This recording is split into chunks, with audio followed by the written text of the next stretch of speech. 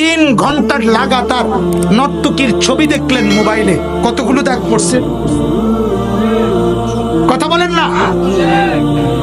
আপনি যে 4 ঘন্টা সারা রাত উলঙ্গ ছবি দেখলেন, কলিজার ভিতরে কি পরিমাণ দাগ পড়ছে মেরে মোহতারাম।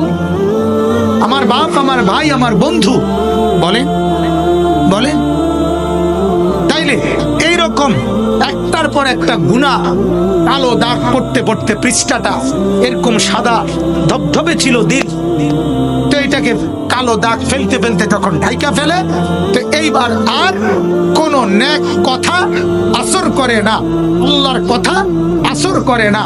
মোবাইলের মিস কল টের পায়, অথচ এত বড় মসজিদের 3 তালার উপরে লম্বা মিনার, ওইখানকার ছাদে মিনারের উপরে মাইক লাগাইয়া আজান দেয়, কিন্তু নাফরমানের কানে ফজরেও ঢোকে না, জোহরেও ঢোকে না, আসরেও ঢোকে না, মাগরিবেও ঢোকে না, এশার নামাজও ঢোকে না।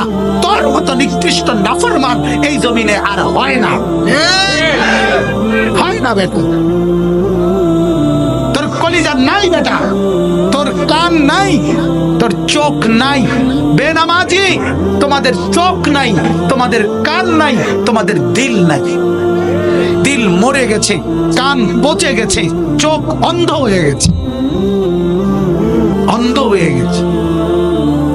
উলঙ্গ ছবি দেখতে দেখতে, নাচ দেখতে দেখতে, জিনার দৃশ্য দেখতে দেখতে, ব্যভিচারের দৃশ্য দেখতে দেখতে, নর্তকীর নাচ দেখতে দেখতে, হারাম খাইতে খাইতে, হারাম রোজগার করতে করতে, সুদ খাইতে খাইতে, ঘুষ খাইতে খাইতে, অবৈধ উপার্জন করতে করতে কলিজা মরে গেছে, মরে গেছে। এজন্য মসজিদের সামনে দোকানদার, তার যদি নামাজ মিস হয়, এই কথা কলিজারে কেমনে মানায়? কথা বলে কোন দুঃখে আপনি নামাজ ছুটলো, কেন নামাজ ছুটলো?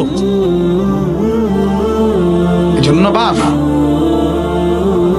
ফিকির করে, ফিকির করে, দিল সাফ বানান। আল্লাহর নবী সাল্লাল্লাহু আলাইহি ওয়াসাল্লাম বলে, আলা ওয়া ইন্না ফিল জাসাদি লামুদগা ইযা সালাহাত সালাহাল জাসাদু কুল্লু ওয়া ইযা ফাসাদাত ফাসাদাল জাসাদু কুল্লু আলা ওয়া হিয়াল কলব।